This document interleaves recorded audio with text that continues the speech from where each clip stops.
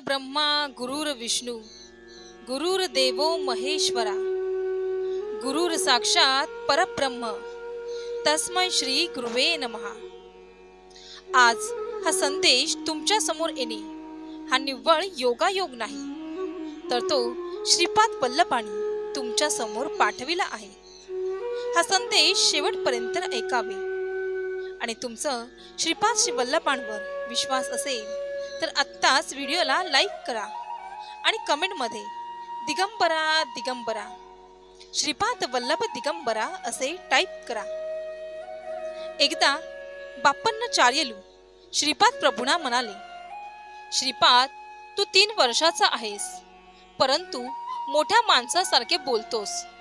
सर्वांबद्दल माहिती असावयास तू सर्वज्ञ आहेस का? यावर बालक श्रीपाद हसून म्हणाले, मी 3 वर्षाचा आहे असे तुम्हास वाटते, परंतु मला तसे वाटत नाही। माझे वय अनेक लक्ष वर्षाचे आहे। मी या सृष्टीच्या उत्पत्तीच्या अगोदर होतो आणि प्रलयानंतर सुद्धा राहणार आहे। सृष्टीच्या निर्मितीच्या वेळी मी होतो।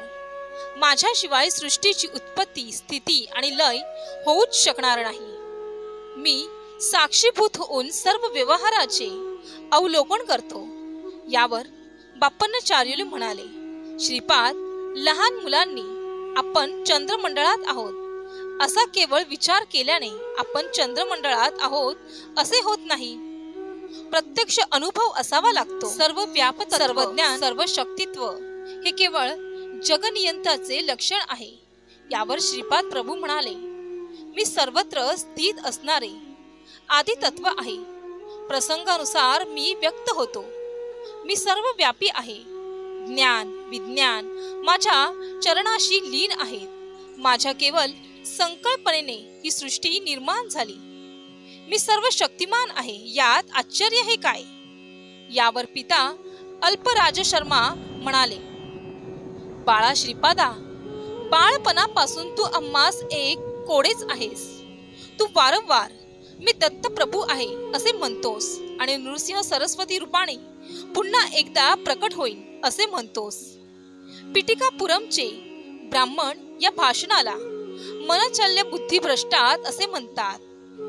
पित्याचे हे वक्तव्य ऐकून बालक श्रीपाद म्हणाले, तात, खरे सांगितले पाहिजे ना। नभोमंडळातील सूर्यास तू सूर्य नाहीस असे म्हटल्याने तो सूर्य नाही असे होईल काय? सत्य हे देश काळ अबाधित असते। श्रीपादांचे हे भाषण ऐकून पिता अल्पराज शर्मा आजोबा बाप्पन्नचार्यूला अगदी थक्क होऊन गेले। एकदा बाळक श्रीपाद यांच्या घरी असलेल्या काळाक्षीमम श्रीपादांची आराधना करीत होते। त्यावेळी बाप्पन्नचार्यलू आजोबांनी श्रीपादांना विचारले, बाळा, तू दत्त आहेस की दत्त उपासक आहेस? तत्काळ श्रीपाद म्हणाले, आजोबा, ज्यावेळी मी दत्त आहे असे म्हणतो त्यावेळी मी दत्त असतो। जेव्हा मी दत्त उपासक आहे असे म्हणतो त्यावेळी मी दत्त उपासकच असतो। मी ज्यावेळी श्रीपाद श्री वल्लभ आहे असे म्हणतो त्यावेळी मी श्रीपाद श्री वल्लभच असतो। मी जो संकल्प करतो तेच होत असतो। हे माझे तत्व आहे। श्रीपाद पुढे म्हणाले, आजोबा, तुम्ही आणि मी एकच आहोत। पुढील अवतारात मी अगदी तुमच्यासारखा दिसेन असे म्हणून श्रीपादांनी आपल्या आजोबांच्या भूमध्यावर 2 बोटे ठेवून स्पर्श केला। ते कुटस्थ चैतन्याचे स्थान आहे। काही क्षणातच बाप्पन्नचार्यूंना हिमालयात निर्जल समाधीत असलेल्या बाबाजींचे दर्शन झाले। काही वेळातच ते प्रयाग महाक्षेत्रातील त्रिवेणी संगमात स्नान करीत असल्याचे दिसले आणि नंतर श्रीपाद प्रभू समोर उभे असल्याचे दिसले। हे स्वरूप काही क्षणातच कुकुटेश्वरच्या स्वयंभू दत्तात्रयात विलीन झाले। त्याच्यातून एक अवधूत स्वरूप निघाले आणि त्यांना सुमती महाराणी भिक्षा घालीत असल्याचे दिसले। त्या अवधूताचे रूप काही क्षणातच महाराणी सुमतीच्या मांडीवर निजलेल्या तान्या बाळात बदललेले पाहता पाहता ते बाळ 16 वर्षाच्या युवकात रूपांतरित झाले। त्या युवकाने हुबेहूब बाप्पन्नचार्यलू सारखेच परंतु संन्यासाचे रूप धारण केले। त्यांनी 2 नद्याच्या संगमात स्नान केले आणि बाप्पन चारुलीकडे पाहत म्हणाले, मला नृसिंह सरस्वती म्हणतात, हे गंधर्वपूर आहे असे सांगितल्यावर स्वामींनी एक वस्त्र नदीवर पसरले आणि त्यावर बसून शश्रीलास गेले. तेथून ते कर्दळी वनात गेले. तेथे अनेक वर्षे तपश्चर्या केल्यानंतर ते कोपिनधरी महापुरुषाच्या रूपात प्रकट झाले. त्यांनी बाप्पांना चारुलीकडे पाहत म्हटले, माझ्या या रूपाला स्वामी समर्थ असे म्हणतात. थोड्याच वेळातच त्यांनी प्राणत्याग केला आणि त्यांची प्राणशक्ती वटवृक्षात गेली. त्यांचा दिव्य आत्मा श्रशिल्ल्यावरील मल्लिकार्जुनच्या रूपात विलीन झाला. त्या परम पवित्र शिवलिंगातून ध्वनी उमटला, बाप्पांना तू धन्य आहेस. त्रिमूर्ती स्वरूप असणारा मी श्रीपाद श्री वल्लभ नरसिंह सरस्वती आणि स्वामी समर्थ या 3 रूपात तुला अनुग्रहित करीत आहे. हा मंगल ध्वनी ऐकून आणि दिव्य दृश्य पाहून बाप्पन चारुलू स्वस्थ झाले.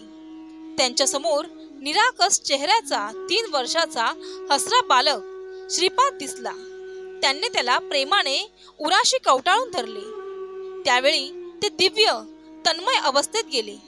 या अवस्थेत किती वेळ गेला ते कळालेच नाही. त्यांनी डोळे उघडले त्यावेळी अग्निहोत्र करण्याची वेळ झाली होती. ते चटकन उठले आणि अग्निहोत्रात समिधा घालून नित्याप्रमाणे वेद मंत्र म्हणू लागले. दररोज एकदा मंत्र म्हणताच अग्नी प्रज्वलित होत असे. परंतु त्या दिवशी मात्र अनेक वेळा मंत्र म्हटल्यावर सुद्धा अग्नी पेटला नाही. आजोबा घामाने ओळेचिंब झाले.